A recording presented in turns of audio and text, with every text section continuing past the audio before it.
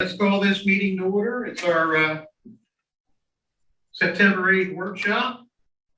We got 4 things on the agenda. The first, I think I might move it around just a little bit. Dan, how long are you going to be on your cleanup stuff? 10 minutes tops. Why don't you go ahead? Do you mind? Be prepared to be amazed. Okay. No, you have a hard act to follow.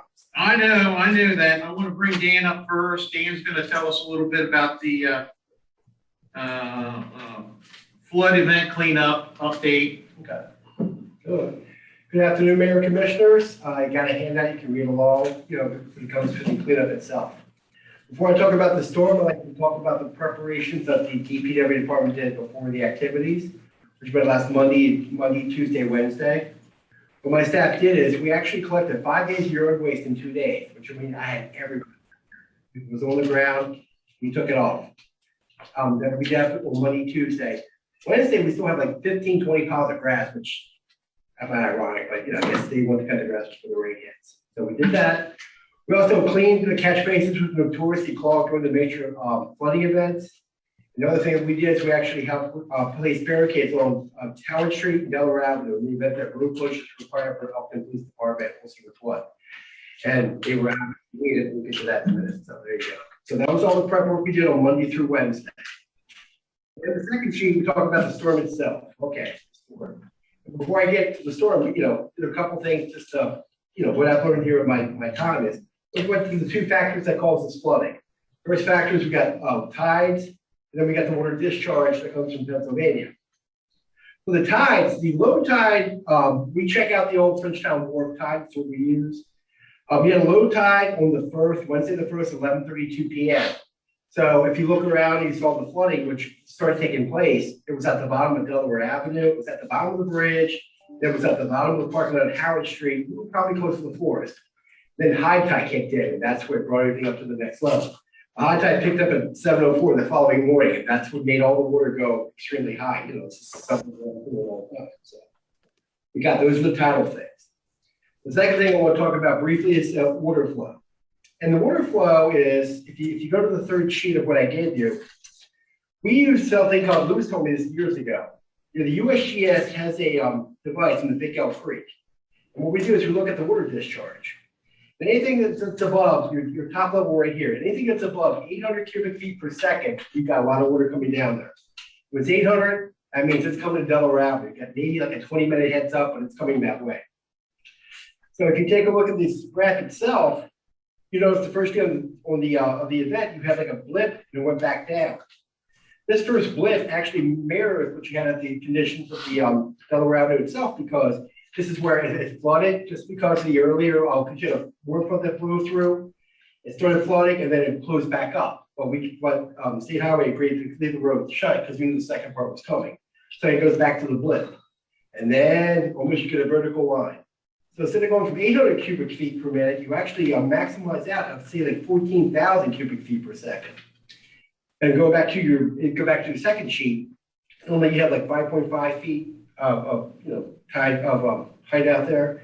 This thing went up to the 15 feet. So you also got an awful lot of rain that came down there. According to the National Weather Service, we received like over 5.12 inches of precipitation. This is the flow was over 14,000 cubic feet when 800 causes flooding in Delaware Avenue. And the gauge height was approximately 15 feet, which is again 5.5 causes flooding. So what it means is we got an awful lot of rain in an awful short amount of time. So okay. So now we'll address the cleanup. The cleanup was on Thursday and Friday. Basically, the first thing we do is we evaluate the water. Hey, Dan, I want to ask you a real quick question. Sure. And any time after a flood, I get this, and I hope I know the answer. Okay. It seems like it's certainly the tidal water that we have makes a world of difference. Mm-hmm. And some of the quick responses I always get is, Mayor, if you just dredge that little section right there, we'll never have a flood in Elkton. No. That's not the case. That's right? not the case, exactly. The trick is tides will tell you the extent along Howard Street and into the town itself. But the flooding, especially on Delaware Avenue, it starts in Pennsylvania and works its way down. Basically, it's a freight train. So you could have, in theory, you could have like a 5-inch rainstorm and stay around the coast, went to the right, we get over it. It wouldn't be that big of a deal. It comes in Pennsylvania, and again, it's a freight train. It's coming right down. So the entire Chester County is coming right down the big hill. And you know, that's a great analogy. So we've got like a freight train coming down the Big Elk Creek, and then you get hit with the high tide, and then you've got what happens. Yes, exactly. Okay. So it's not that way. All right. Sorry to interrupt you. That's okay. It's the workshop. You can do this. Okay. Then we go to the cleanup details themselves, like on Thursday and Friday, the 2nd and 3rd. The first thing that my department does, we evaluate the water and wastewater treatment plants to make sure are they online, what we need to do to cover that accordingly. What's interesting is when we talk about the flood damage, all that stuff, I don't know if you realize it, but as a result of the storm, the water plant was down for 2 days because there was nothing they could do. It was too much turbidity in the water. It's just, it was just mud, so they couldn't pump that thing itself. So it took a couple of days. When it settled down, they were able to treat the water. So that's something else that goes that way. And we began a removal of mud in downtown areas following the title schedule. You know, we cleaned up the Howard Street, the municipal parking lots, and then we began to talk, we started addressing Meadow Park. And the last 3 pages will talk about Meadow Park in general, because that seems to be, that's quite a history in that one. So here's Meadow Park. So, but anyway, we were able to actually get all the mud off. We actually followed the tide. We stood up high in the downtown area around Bow Street, worked our ways across. When the tide started going across, you know, going back to the river itself, we were able to maximize what's going on. So we were able to get the municipal lots, and we were able to get Howard Street, a couple of areas. Okay. Finally, we'll talk about Meadow Park because Meadow Park is just a topic unto itself. Okay. So when I addressed this, I got the stages to clean up. First one's the flood event itself, and yeah, it's underwater. You can probably tell by this first picture right up there, exactly.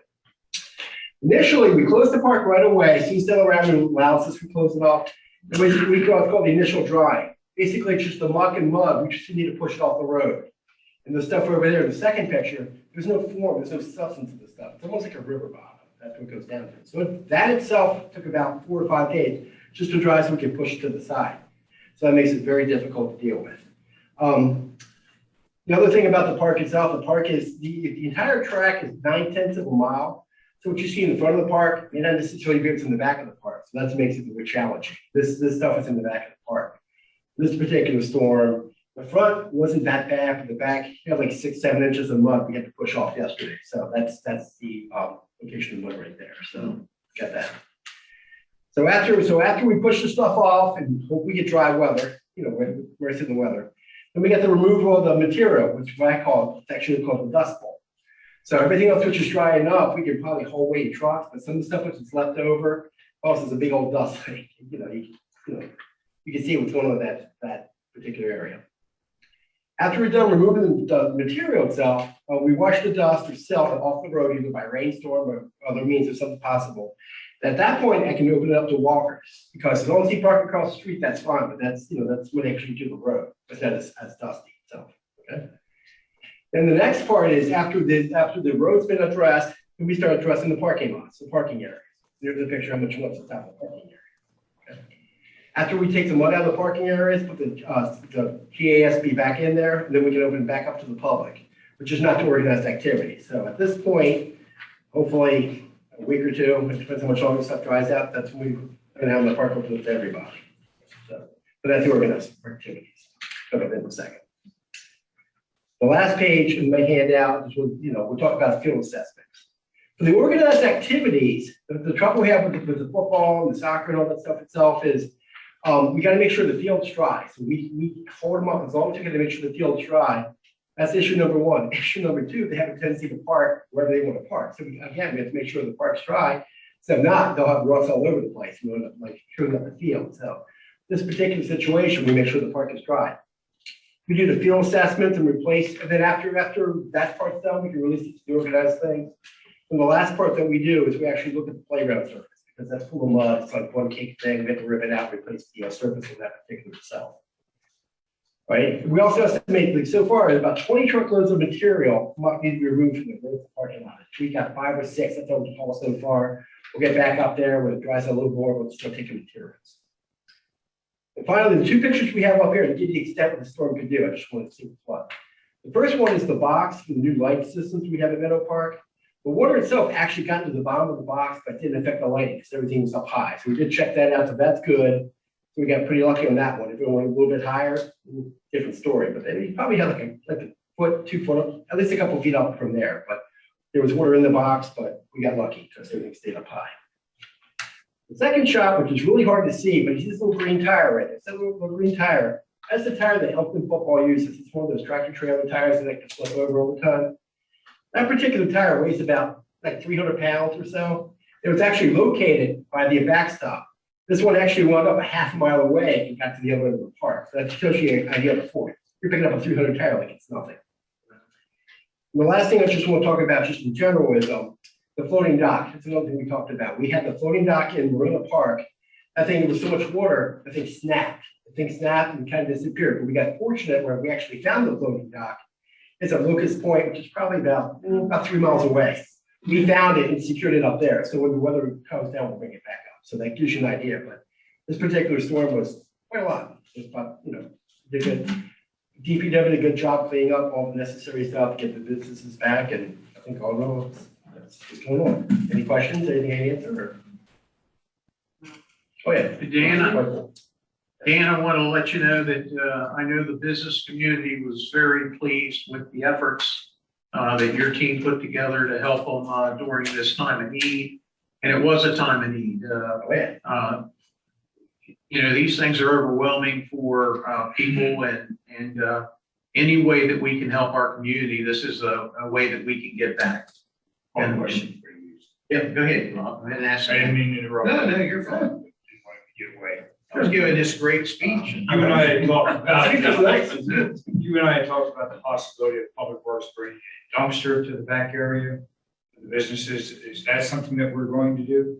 Dan, something Rob and I spoke about the other day, during this time of need, and there's some businesses that haven't been able to discard their items until the adjusters get there. Can we get a dumpster and get it set back there, maybe somewhere in the parking lot that the community could use for a period, a couple weeks? That's the whole part of it? Yeah, You can do that. that'd be great. Is that good with everybody? Sure. And let everybody know it's for. Mhm.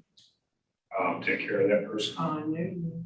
Yeah, so if you pick a spot, give you an idea. Right in the back of my shop. Right.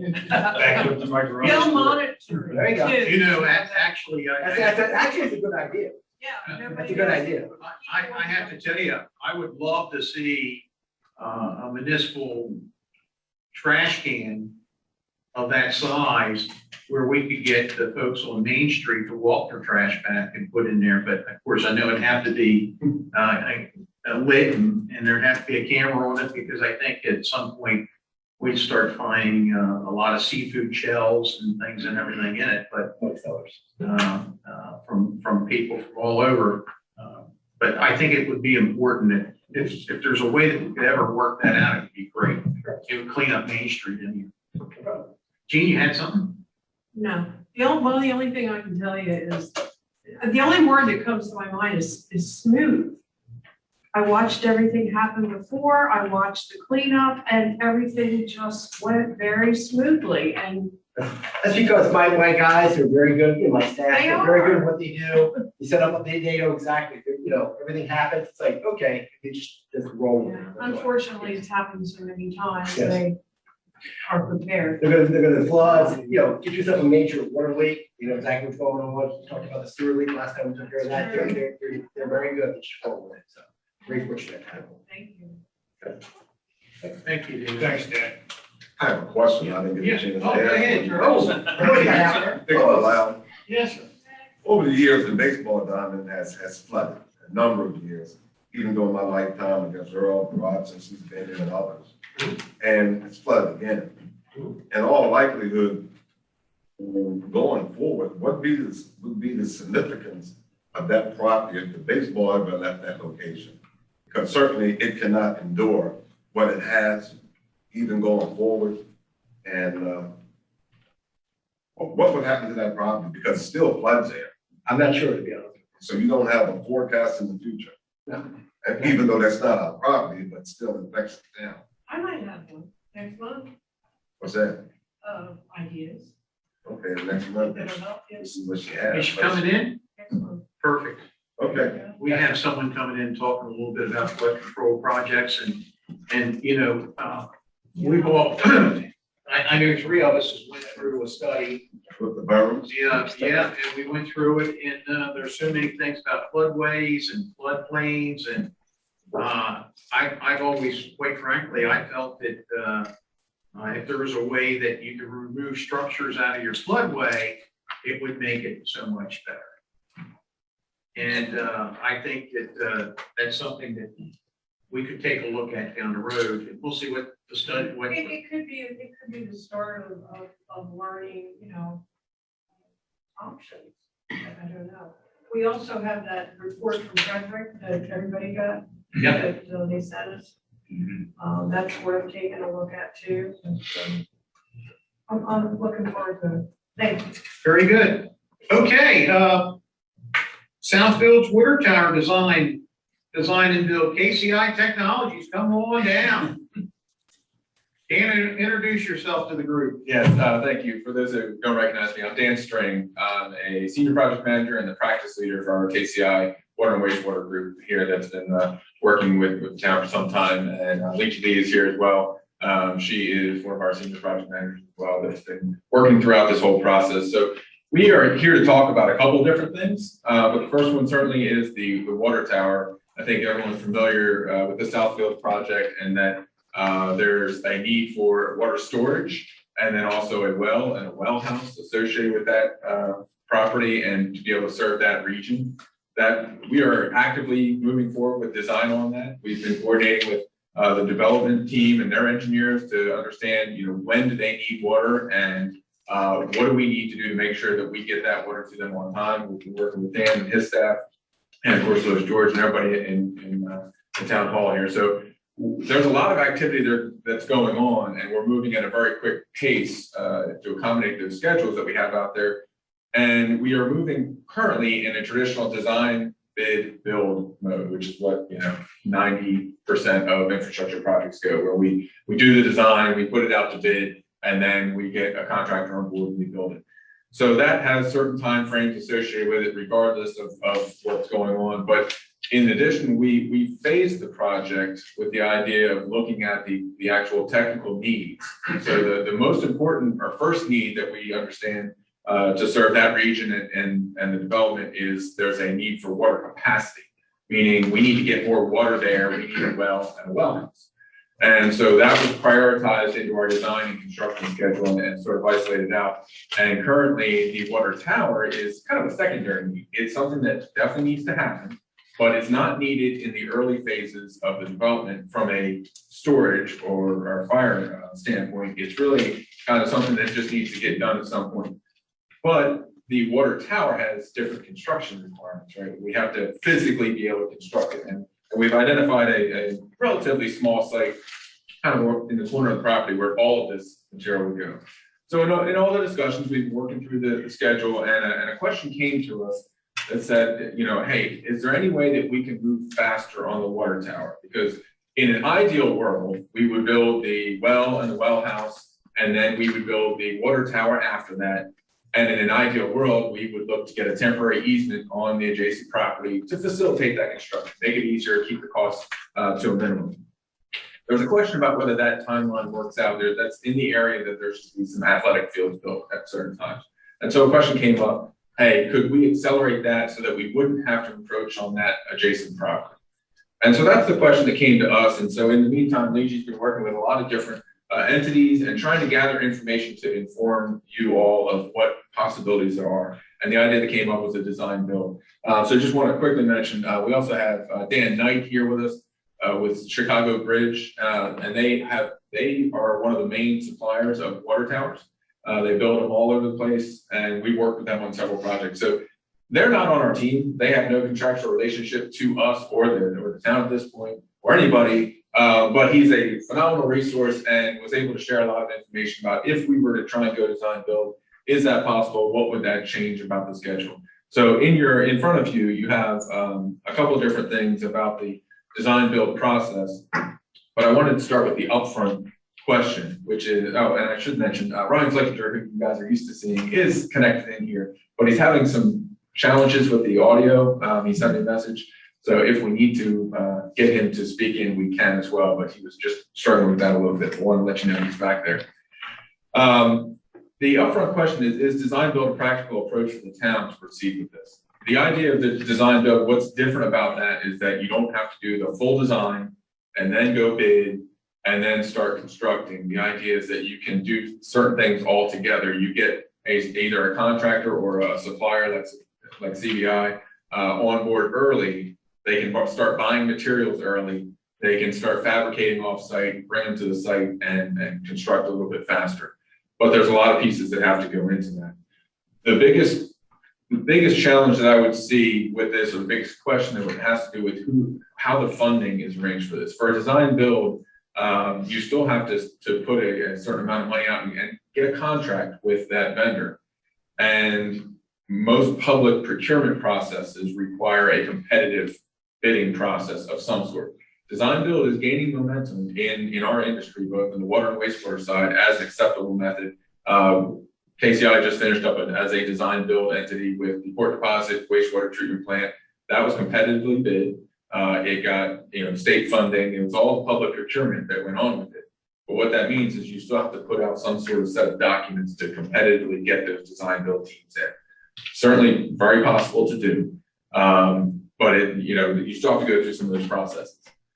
Design build is much more popular or not popular, but much more widely used in the private industry, where you may not have all the same procurement requirements, competitive bidding requirements, and they're literally able to go to an entity and say, I want you to build this, give me a price. And if you come to an agreement, you can move forward with it.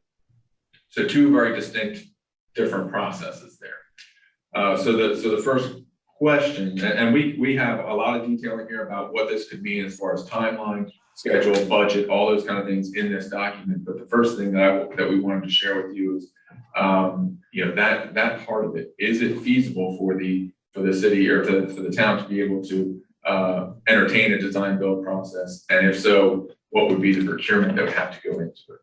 So I want to pause there for a minute and just let you react and ask questions. And Lou, I'm going to rely on, from my standpoint, I think that we can do it. I know that I'm not sure exactly what our charter states as far as I know a project of this size. I think that it'll probably come in like, I don't know, maybe $10,000 to build that water tower. So I think that we might be able to work these things out. But I think in the water, I'll just state from my experience, and I was talking to Dan Knight back there earlier, and maybe the board knows or maybe they don't know, but my life before I was a sales guy, I was a union boilermaker, and I built water towers. I built flat bottom tanks, and the leader in the world, not just United States, the leader in the world is CB&I. I remember you guys built a lot of tanks in Saudi Arabia and pretty much built that whole country up. And you travel a lot with those throughout the world. So I know the quality of work that CB&I has, and I don't think that there's many other companies out there. If I'm not wrong, did you buy PDM? Yes, we did, sir. So we had some water towers built in Elkton a few years ago. I'm going to say we had two towers built in the late 1990s, 2001. One of them was built by Atlantic Tank right in Elkton, and they were former guys from PDM. And I think the other tower was done by PDM. So they have eliminated their competition, is what I want to say here. But I know that I want to say that I also know that whether it's CB&I, there's not many to choose from out there, is where I'm getting at here. Okay. There's not many tank companies to choose from when you're looking at building water towers like this. But I guess going back to my question, Lou, can we do a design and build? We did one with the community center. How do we go about this? Well, our procurement policy does require bidding for a project of this magnitude because it'll be well over $1 million to build it. But I don't know if the board wants to waive that procurement policy or not on a case like this. Okay. Okay.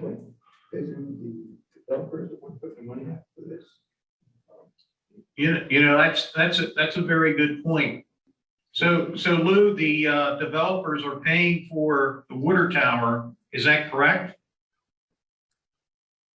Well, I'm looking at Ryan Humphrey here shaking his head, and they're paying for it, and they're a private entity, so they could make a choice there to do that. Okay. Are you on board with that, Ryan? So Louis, that's not me shaking my head. I have my video off because I didn't got brush you. my hair for this event. But yeah, Somebody's I shaking am his on, head. and It's we're Jeff. obviously going to be ultimately paying for it and then getting reimbursed through the special tax district. So yes, we'd be fully on board with an approach like this if the town's comfortable. Yep. There you go. Well, I think that answers the question. So, and just to clarify, what that would, I think is my understanding of your procurement, what that would mean is that the contract for the water tower construction would be not coming through the town at all. It would come directly through the private.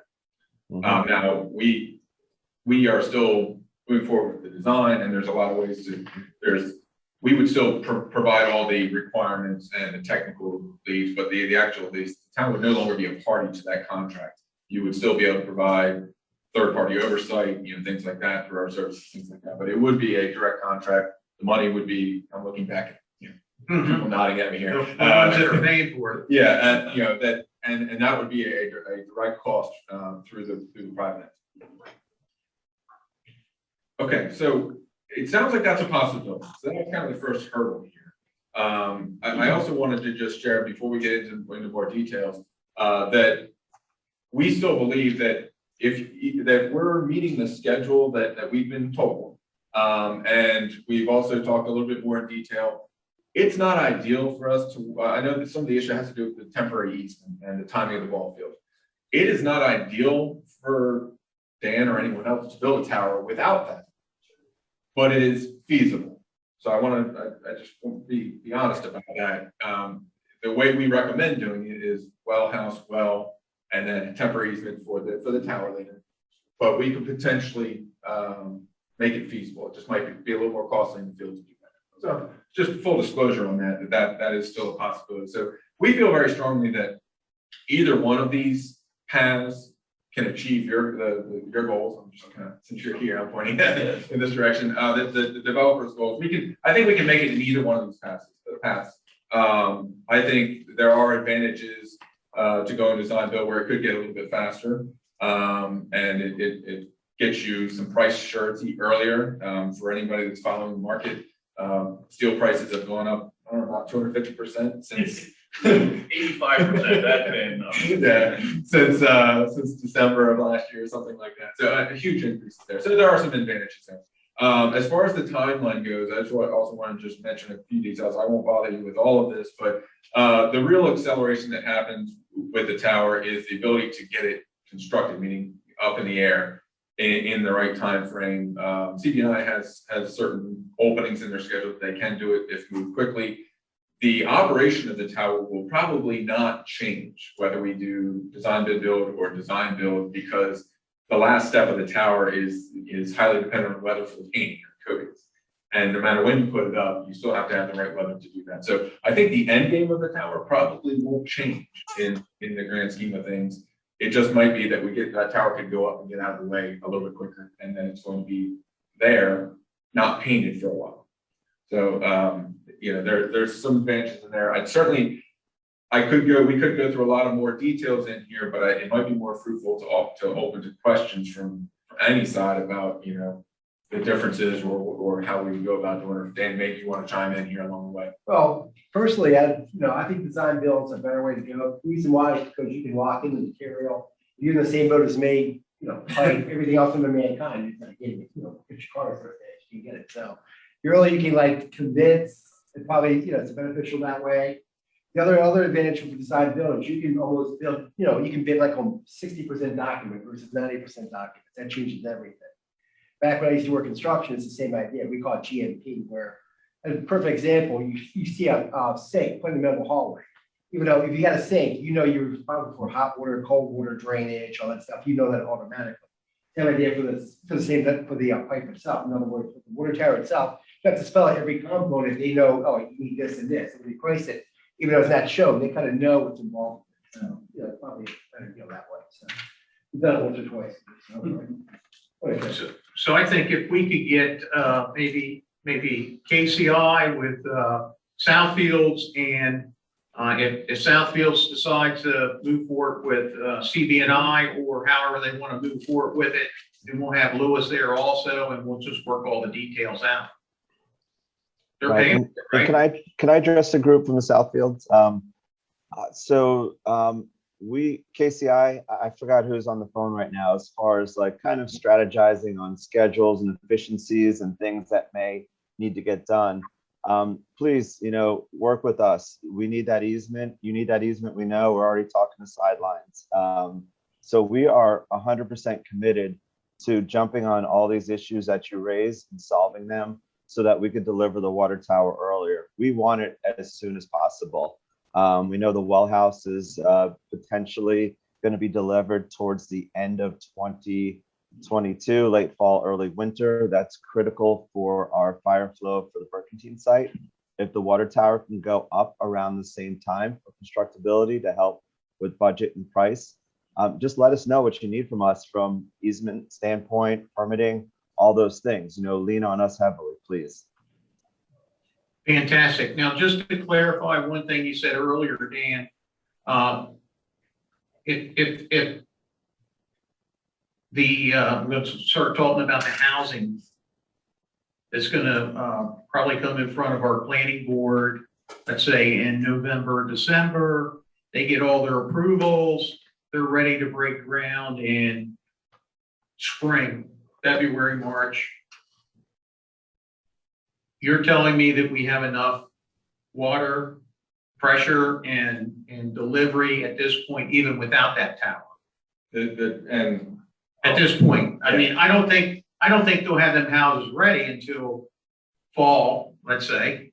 But I'll phrase it in a certain way, and I've got Leachy here to correct me if I mess this up. But we've been working with the development team to come up with a build-out schedule. Okay. And they provided a build-out schedule of what was going to be constructed, when they needed to start, when they thought they'd finish, when do they actually need the water. And with that schedule, we were able to develop a sequence that meets it. And so everything that they talked about as far as, and the tower is not on that initial list. The well and the well house are on the initial list. And so the timing of that coincides with the development schedule that we've been provided. So I do want to correct you. We need the well house for the multifamily for Burkentine for the fire flow, and that was on the development schedule. And they're going to be hopefully opening up doors, November, December of 2021. So we do need that, but that's neither here nor there. We are committed to working with you. We're excited about the design build opportunity. We've been kind of hoping for this direction. I know Dan Knight from my days at Whitman Record Associates and colleagues at Hayes and Sawyer and RK&K. So he's a known, expert. I'm excited to see him on this call, and we look forward to working because in the end, we want the infrastructure as early as possible, and this helps us get there. So thank you. Certainly, yeah, and that is, if it wasn't clear, I was agreeing that the well house and the well are needed for that first section, but we're on schedule for that based on the schedule. Thank you. So I just want to make sure that we as a town are not hindering in any way of the process being moved forward between KCI and CDI and the developer. That's why, that's it. You guys put the money out. Just want to make sure that 2 months down the road is not, oh, we got to come back to the board and get them to approve it. I want to make sure that's clear. Understood. And that's why, this workshop was a good forum for it. We scrambled and grabbed a bunch of information in a lot of different directions really quickly to try and give you as much as we could in this format and allow the discussion to go forward. So I think that was good. I'm sure there will be things that we need to come back to, not necessarily in this formal setting, but there's going to be a lot of correspondence going back and forth just to give everybody a little sense of where we are in urgency. And if we want to have Dan talk a little bit more about it, on the getting locked in with CBI to get their crew. They have a time slot months out, but that's how far out these tanks are being scheduled, months and years out right now. We're looking, by the end of September, being a little generous. He was really looking, mid-September. So it's a rapid succession in order to be able to get to that point. So, and a lot of that's going to be on the development side, as far as what their contract vehicle looks like, what are those pieces going. We're already having correspondence with Dan about technical aspects of it, but there's a lot of that work that's going to have to go on. That the town's certainly going to hold up, but it's going to be on your other things there. So that's the sense of urgency that needs to be out there leading this meeting, if that's the path that is. And I would say that we'll be involved all the way along, and if the agreement has to even come through the town, we know who's paying for it. So I don't know how the agreement has to work. I don't. So because it's going to be transferred to us. Yeah. So the contractual vehicle again, I'm not a lawyer here, but I've been through a lot of these, that I think the vehicle has to be directly between them, or it would have to go through the town procurement process. Okay, understand. But after that, there should be, before that goes forward, some memorandums of agreement that hey, when this is completed, we turn it over to the town, some things like that, but not the contractual vehicle directly. Which is the best attorney in the country right here. He'll handle that for us. That's what I was hoping. Can I jump in with one point? The town has recently requested that the parcel itself be transferred to them. So just an understanding, while we would be entering into the contract as Southfields, there would need to be an owner contractor affidavit signed by the town as the fee simple owner of the property. That's all. Okay. Yeah, you would actually end up giving them a construction easement back. Listen, we need some houses built. We've created all these jobs, and we need some housing. So, is there any on this topic? Of course, we shared a few tower examples. On this topic, are there any questions or other things that you'd like to hear about on the possible design build process? I think I'm pretty clear. You guys good? Is this our result? We have a lot. You get to kind of pick a lot of things that go on to it. So one of the things that I think the input that the town would be providing is confirming the style tank, lettering, logos, all that kind of stuff. And we already have sort of a checklist from CBI about all the different things that need to happen. So that's a little bit later in the process. There's some assumptions that could be made early on, but yeah, there will be some input needed there. I thought it was going to look like baseball. That's my hope. You got a baseball It game? We've done multiple baseballs, golf balls, pineapples. We have peaches down south. Yeah, we can't. Some We can't room. soccer, they're pimping. Maybe Bring two it up, sides. we can. Can't. Okay. No further questions? Thank you very much. Sure, Mayor. Sidelines? I just want to say thank you very much to KCI and the town, moving forward with this meeting and setting this up. We had a very candid conversation, and lead you as well to put this together and have us come in to speak. So thanks very much for all your hard work. Thank you. All right. Unless you're up for the next one. I think I am. All right, you're good. All right.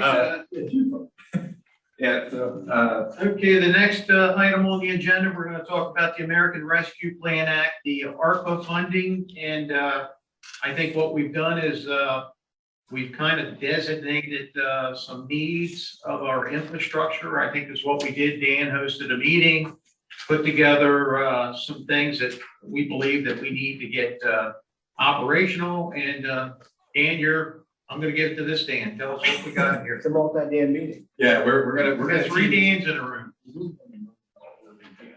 Yes. This was just right. So and this is going to be a team effort here, because this is where I'm really going to have to lean on Dan and Lee G, and I understand Brian is connected in as well if we need to go there. But kind of the genesis for this in a lot of our municipalities, there's money flowing down, and people are trying to decide, what are their highest needs? What are we going to plan to use this money for? There's a lot of different strategies out there. we were able to meet with Dan and his staff and kind of talk through what they see as their biggest needs. We've obviously got a long history with the town looking at what's going on here. And we were asked to kind of put together some ideas on, hey, what are some possible uses of this money in the infrastructure side? So we've been working to, I try and identify some projects. Now, not all of these are at the same point as even, the previous project that we talked about, where we have a really good idea of what they are. So there's certain things that need to be developed a little bit further in order to understand what the true costs are, but we're just trying to give you some guidelines. This is not to tell you this is how you should spend your money. This is really just meant to inform, hey, these are some of the big projects. Here's some needs that we see on there, what we've heard. So it's not just our opinion, what we're trying to gather from different places. So you can see a couple projects on here. Elkton plant UV upgrade. We're actually working with Infomark on that. That they need to add some disinfection that goes on after that. We are in the end of the preliminary design phase on that. Should have some updated numbers here shortly. But there's recently that's several $100,000 as far as what is needed there. The Chesapeake Boulevard force main replacement, you can see about $500,000 in the middle there. We're trying to give you some ranges of numbers so you kind of understand where we are, but there's still to be refined in a PRV pressure release valve vault replacement. A smaller number there, and then we've got some big ticket items here with the Red Hill Reservoir rehabilitation. Again, we're moving forward with that work already, so it's and one of the things with ARPA is there is a time frame associated with it where you've got to. There's different terms, but you basically have to allocate the money and get it moving within the next couple of years. And that one certainly should be ready for it. We're in the process of doing the structural assessment, and we've already been talking with cover manufacturers. So there's some real numbers in here. If you're going to put like aluminum covers across there, so there's some validity in those numbers. And then we'd also heard on the wastewater side that there was a desire to move forward with potentially authorizing a design contract to get design documents ready for your treatment plant, not necessarily proceed with construction yet. So there's a question of, is this the right timing for that? So these are all options to use on there.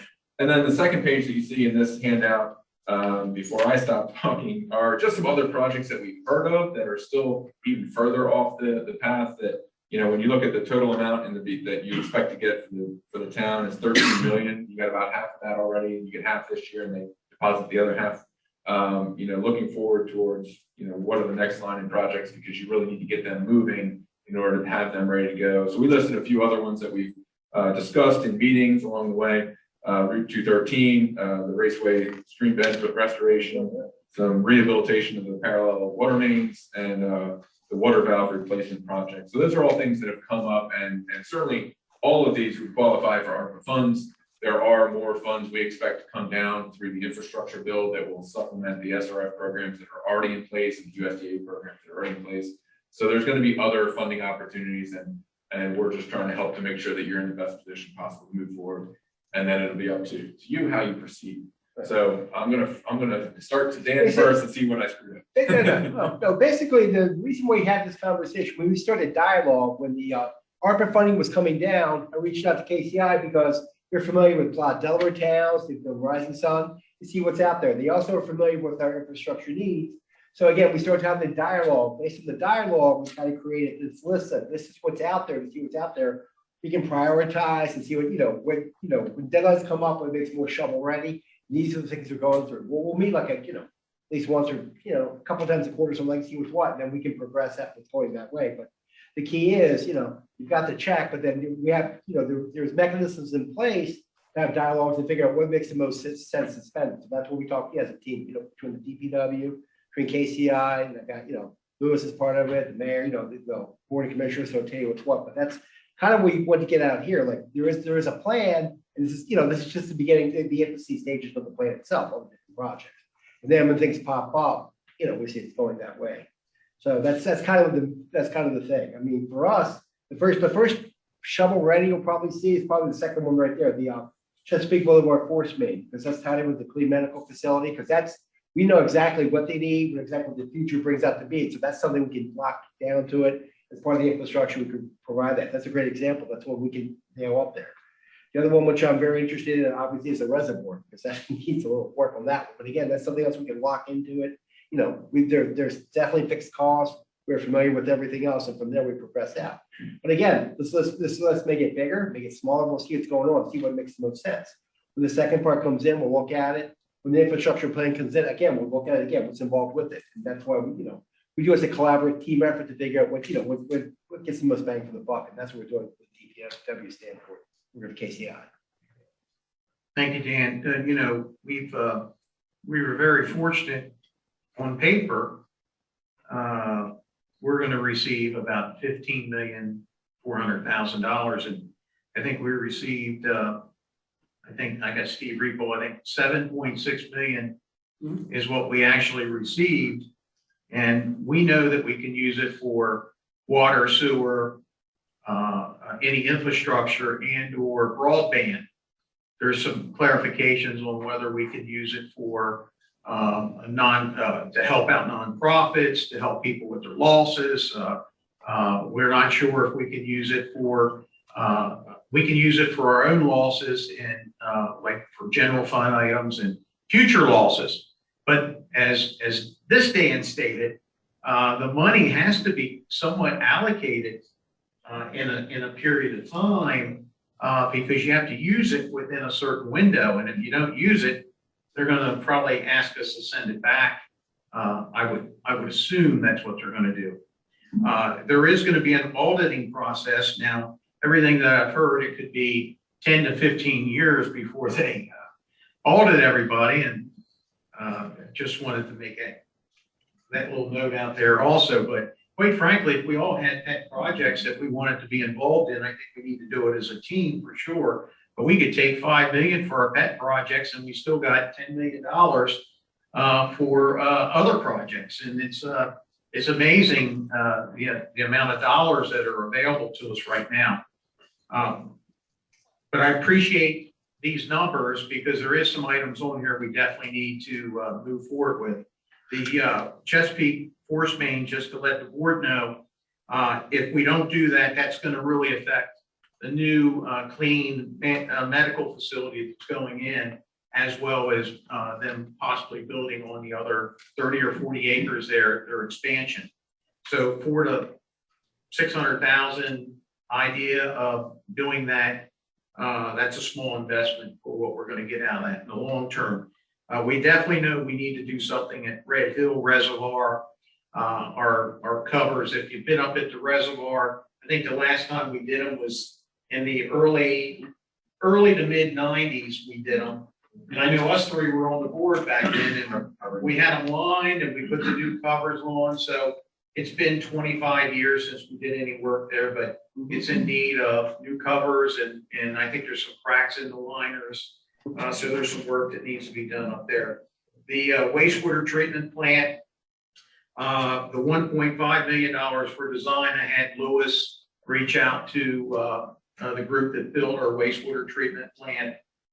We're currently nowhere close. Well, with this, we'll probably be at capacity, but we need to start planning for the future. And 1.5 million for design normally means what? Maybe the total build out would be about 15 million. That's in. I've heard higher numbers. Oh, I haven't seen the report, but I can't speak to it. Design. no, not design. 1.5 million for design. I think that's a little high too. Oh, well, I can't, I'm not, I was saying that you were asking about what the construction costs were gonna be. Yeah. And somebody threw out a number of 20, but I understand there was some work done. I couldn't speak to that. I didn't have a review. So I couldn't speak to either one of those numbers. So there's a lot of dollars that need to be spent that we know that we're going to be spending. But thank you. I think this was a great report to see, and we know that we can use that money on these projects. We do know that. Yeah, there's no doubt about that. When will we investigate this further and make? I think that we need that. Lou, what's your gut feeling, Lou? I think there's a seminar coming up that I know that you signed up for about how and when we can spend the money. We can spend it right away. I mean, it's our money. It's in the bank. First thing I'd spend it on is the UV for the plant, but we don't have that yet. And I think that the force main for clean is something that Dan's already talked to KCI about, and they're designing it. As soon as they design it, we'll put that out to bid and get that done. And The other projects, rehab, that'll take a little more study. And the upgrade, I can get that, I'll get a proposal from GHD on that right away too.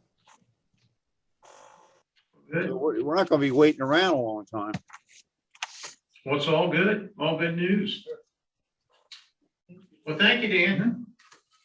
But to answer your question, Gene, I think that the five of us and Lou, there's projects that we think that we want other than these projects, we have to get together and get them figured out.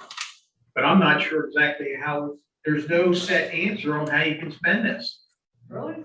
We can spend it on water, sewer, and infrastructure and broadband, but everything else is a little, Well, Louis is getting ready to attend a seminar. he is. Are any of us going to that seminar? It's online, you can get on it.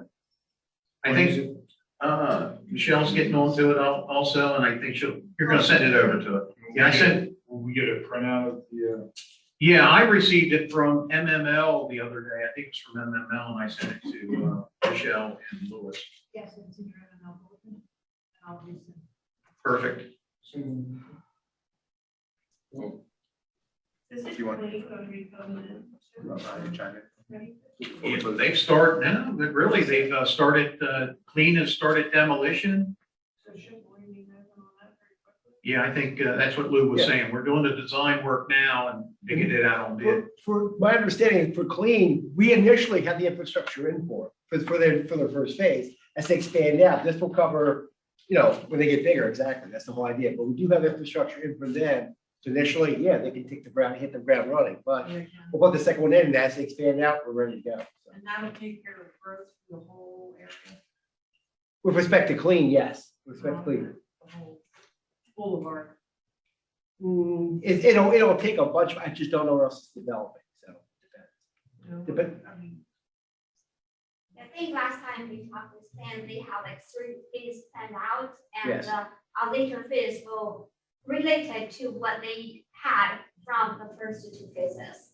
okay. So like their phase 3, They Clean, that's yeah. still like a uncertainty at this Yeah. time.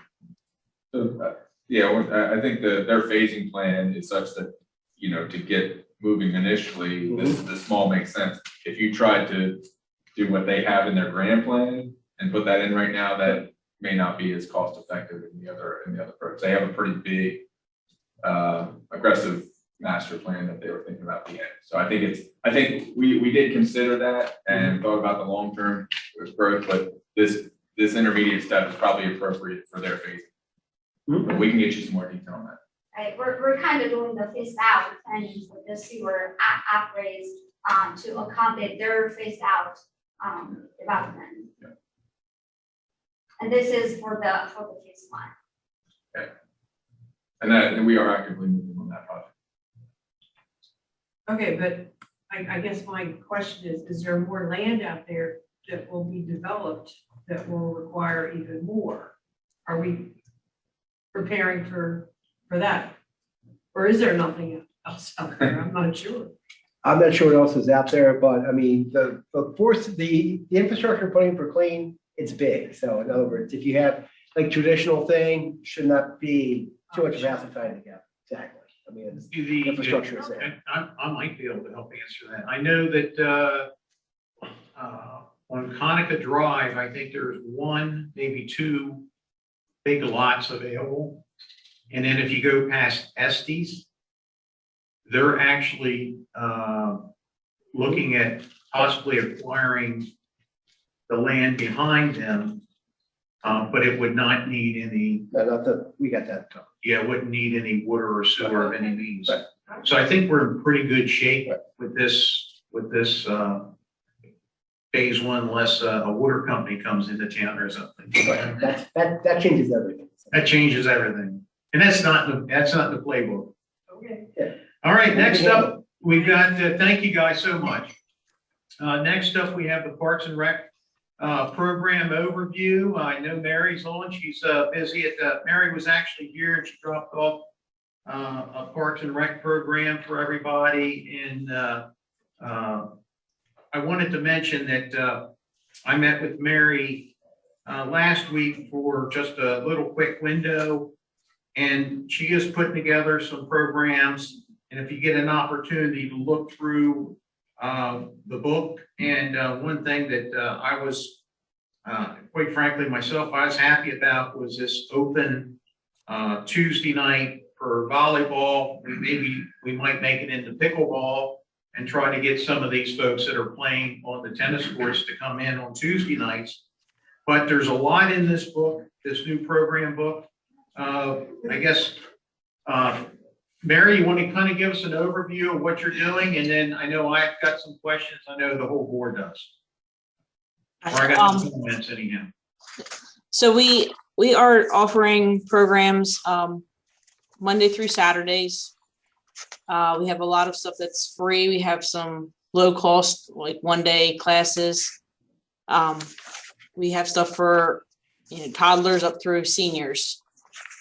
So we're just trying to get, hit all age groups and get everybody in here. In addition to the programs that we're offering, so we have, sports clinics, arts and crafts, painting classes, some schools out program, a basketball league. We're also offering for the seniors, opportunity like for them to come in and walk. We're going to try to have a bingo day, game days, some canvas paintings. So we're just trying to get people in here. And then on top of our programs, we have the Judy Centers in here 2 days a week doing play groups. The Cecil County Community Services has a exercise group that comes in 2 days a week. Right now they're doing sail class, and they talked about maybe doing line dancing or something next. So we have a good bit scheduled. And then on top of that, we have the open gym times where anybody can come in. Also, the activity rooms are open if the kids want to, or anybody wants to come in and play games, or we have a Wii, books, arts and crafts, that stuff's available every day for anybody who wants to come in. Mary, how did we get the activity guide? Did we mail this again? So I know there was discussion about mailing out an entire resident guide. We just put this together and we posted it online and on our Facebook page. We also emailed it out to everybody in our database. We did not mail this out because we want to do the entire resident guide and mail that out, which we hope to have, be able to send out in January. Okay.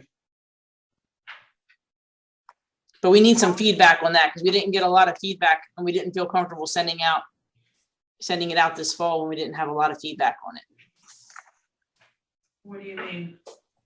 Just if it's a guide for the entire town, we didn't really get a lot of feedback from the other departments on exactly what they wanted included and then there's a question about whether to send it out once a year or twice a year. So we just want to make sure that we have what everybody wants, and if it wants to go out twice a year, then we can do that. But if we want it once a year, we need to make sure we have all the information in there. I think we definitely want to send it out. The question is, when do we want to send it out? I think January would probably be a good time to send it out. And do we want to just do it once a year, or is it something we're going to do twice? Yeah, I think let's shoot for our we didn't send the guide out the last 2 years, I don't believe. Let's shoot on. I know with your programs it changes. You need to send something out twice a year, correct? Tell me when you need to send yours out. So typically we did September through February, and then activities, and then we did March through August. This time around, we only did the fall activities. So we don't have to send it out at a specific time. Is there more ideal times for us to send it out? Absolutely, but it's not that we don't have to do it at a certain time. We can include our activities for whatever time frame you want to send it out for. Well, maybe if we send one out in January, that would include your spring, right? And then any updates.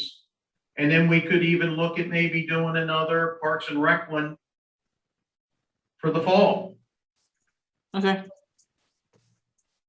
And these pamphlets you have here, Barry, I would suggest getting with Jessica, maybe Fall Fest, you can get these out to the people in the community. Fall Fest be a good time to get these out. Yes. Yeah, that's a great point, Earl. If we could, get some of these printed and get them out for Fall Fest, that would be a great marketing tool for us. There's gonna be a lot of people in it. Okay. We also want to print up the pages that are specifically for the seniors and take those over to the senior housing places that are nearby. Oh, yeah, they wouldn't know about it otherwise, because they're not gonna look online. That's a great move.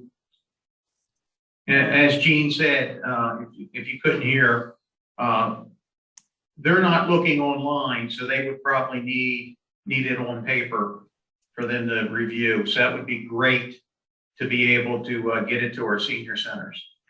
Now, are We you only had working three with senior them? centers. It was also nice if they went to churches as well, because churches have a host of senior people that come in. That's a great idea. Charlie stated if we could get it over to the churches also, Okay. that would be great. Are your senior programs coordinated with any senior organizations, or is this just something we're doing?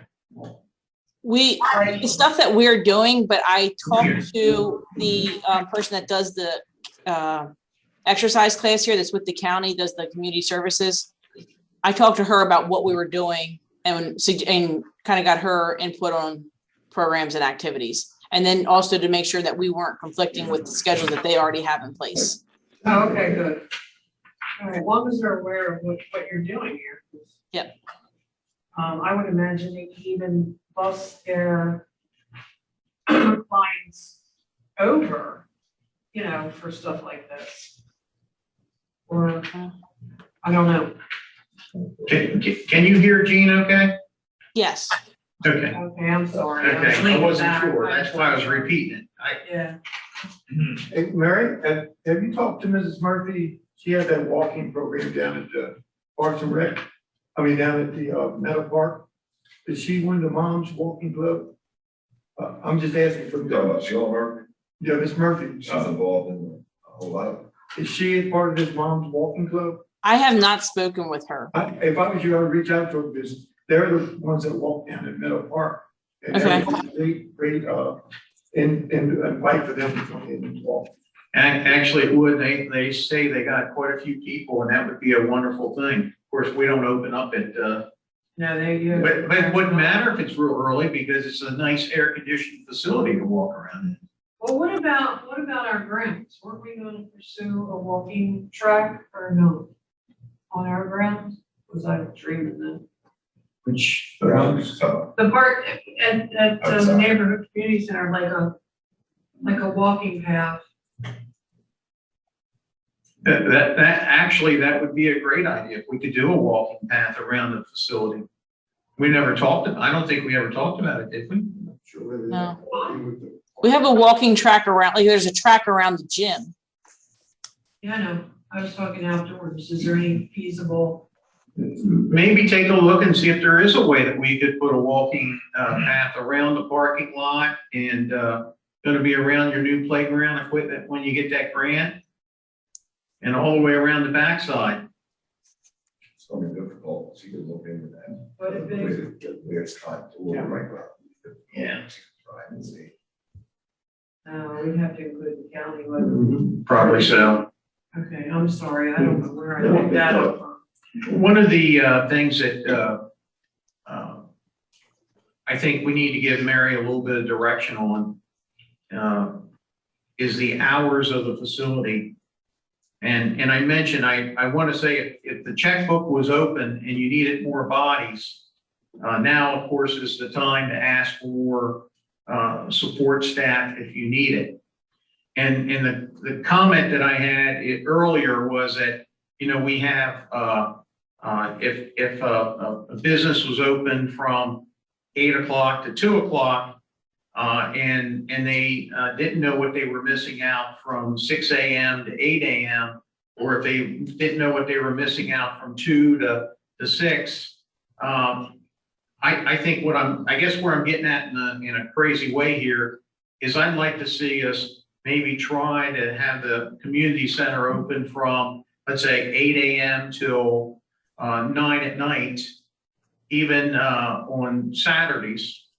And maybe on Sundays it'd be shortened down unless there was a special event. And I think we need to just give it a try, even though there's no one knocking at our door. Model is like the YMCA, similar to like the YMCA hours, like. Yeah, we have set out, I know we got set hours now. And Mary, tell us your hours again for us. Right now, we're open Monday through Friday from 9 a.m. to 8 p.m. And then Saturday, we're here for programs. We're there for programs on Saturday, so we're really not open for, and maybe we don't need to be. I think you said that you were open before and we weren't really getting some action, but a lot of that was during COVID. Well, we're still in the COVID. Yeah, I think they're gonna change. But do you think that I'm asking the board, do you think we should be open different hours or longer hours? And maybe we shouldn't be. I don't know. I don't know what the hours, but my suggestion would be, if all possible, would be Monday through Saturday. I know that they've tried Saturdays before. There has not been a lot of attendance. So I'm like you, Rob, looking forward. You don't know what's going to be, but most Boys and Girls Club, PAL Leagues, YMCA, they usually open from Mondays to Saturdays. And Saturday primarily because you become a benefit to the kids. The kids in the community go to school from 8 until 3 or 4, Monday through Fridays. And basically, Saturday is the only time that they really have off, even if they show up. But then again, some of them might be in leagues, but it affords them another day opportunity to be there on Saturday. In all ideal situations, but as I said before, they're not coming there. Well, one of the downfalls right now, I can ask 10 families about the recreation center, and about 6 of them may know about it. Not too many people even know the center is even built yet. I'm serious. I talk to people, they don't even know the center is built. Well, we don't have a newspaper to really get the message out anymore. You're relying on social media and word of mouth. Yeah. And it's And It's the ones still that fairly do new, know, and we went through a year of COVID. the ones that do know about it, most of the ones that either been into the basketball program or they just heard about it. But it's just really right now, it's not, no fault of Mary or nobody, it's just that they don't know that the community center even knows. Yeah. One thing I can look into is I can advertise through the public schools. I can send a flyer out through the schools, but I mean, there's a cost associated with it because it's sent electronically and it's through a company. But that's something that I can look into, and that, you know, I don't know whether people would actually look at it or not, but it does go through the email to the parents. I think it would be good if we do our Elkton schools and we could even do Bow Manor because we got Bow Manor's in our school district. That's true. And let's work on getting those Saturdays open. And if you need help, we're willing to give you help. Mary, yeah, speaking of that, I mean, have you ever considered like an evening director? Someone that would be there from 4 to 9 or something, running programs more geared for like evening basketball or adult activities? I mean, do you see that in the future? Yeah, that's yeah. No, we can do that. And we have right now. There's 3 of us that are full time, and we just kind of rotate our hours so that we're here. That, you know, we have coverage. I have a couple part-time staff that is college age that also can be used in the evenings to, if necessary. The only drawback from that on Murray's behalf, whatever program you offer, if the kids don't show up to make it go, it becomes not worthwhile at all. Yes. So you will end up dropping anyhow. Sometimes you need to know the needs and interests of the community in order to provide whatever activity they may want. Like the volleyball is a good try just to see who's come out. I guess you mentioned that, Rob, you'd be the first one over there, but anyhow, you hit the ball back and forth. And I haven't been over there, but you know what I'll do is I'll put on my social media page, and maybe all of us can do it. Let's ask our community what they want to see. That's exactly, yeah. You know, maybe we should do that. Michelle will do it on the Town of Elkton page. I'll share it on my page, and let's ask them. Let's say, hey, what do you guys want to see? We got this beautiful community center over here, and we've got action through the day, a lot of action, but what do you want to see in the evenings? So we're gonna help you with that. The last we page have, of, the last page of our book, we did do a survey on there. Yeah, so that, no. it's not, I mean, you gotta be on there looking first Mm-hmm. to see it. We're talking about people that aren't even aware of that you're there. We're getting into a time of year where we have a lot of activities coming up downtown that are going to draw a lot of people. First, we have Fall Fest right around the corner. Then there's Empty Bowls that we do an Elkton Alumni Night this year.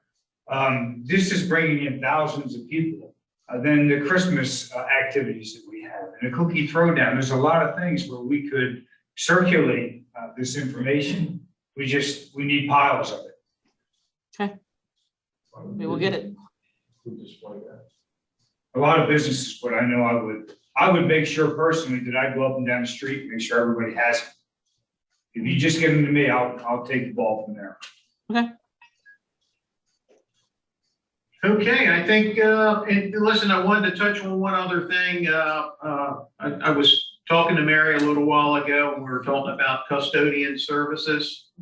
Currently, her staff does all the work, and I'm sure they're doing a pretty good job, but the fact is, I think we do need a professional over there. Maybe we could, Lou, maybe you can take a look at, see if there's a way that if we can do it with our current staff, fantastic. One of the thoughts I had was maybe our staff could come in first, when they first come in first thing in the morning, go straight to the community center and do that for 2 hours before they would come over to this side. But that's just my thought. But maybe we'll need a part-time person over there doing custodian work. But I'm okay with that. I think we got a beautiful building and we got to keep it top notch. And we can't rely on, I'm looking at the job description that you gave me earlier. I didn't see anything in here that, well, I guess it does say performs sweeping and mopping is on the job description, but I think that's a little far-fetched, quite frankly. Roger, your thought's not bad because I know one of the schools I worked in, that's the first thing that the custodial staff did when they came in on Monday morning. They went right to the gym areas and other areas in the building that were used, and they mopped it up and cleaned it up to begin the day. Yeah, so currently at our community center, I don't think we have anyone over there until your programs don't start till like 9 in the morning, was it? Yes. So that gives, that could give a full hour to work on that facility prior to coming over here. If it's feasible. I don't know if it's feasible or not, but just a thought. Any other questions or comments for Mary? No. Mary, we're here to support you. Thank you. Okay? Yep. All right. Just tell us what you need. Okay, thank you. All right. Anything for the good of the town? Anyone want to discuss anything? I do. Speaking of custodian. Yes. I just thought of something. Do you think we need a person downtown, cleaning up sidewalks, making sure there's no trash, anything like that? Well, they work, provided it, don't they? Are they doing it daily? Or I haven't seen anyone with a broom down there in a while. I do see Public Works occasionally cleaning. They used to do that on a regular basis. Now, Yeah, whether they're they're not not sure sure how how to to do do that, I don't Just know. bring one day and bring it up again, because they. Hey, Lou, we used to have a person that would run down through there and make sure. It has been, I have to tell you, it's a little dirtier than it has been in the past, quite frankly. And maybe we could have someone, it doesn't have to be every day, but it could be maybe every other day, go down there and do a real quick sweep. Is Dan still on here? You know, he left. Okay, But I haven't seen that's Dan's anyone job. I since mean, I'll send it the to other him. fellow passed away. He has a downtown services group. I mean, that's what they're supposed to do, trash and clean up the streets, but I'll send a thing to him. Okay, thank you, Lou. Thank you. That's all I have. Anything else, guys? All right, thank you. Thank you, everybody.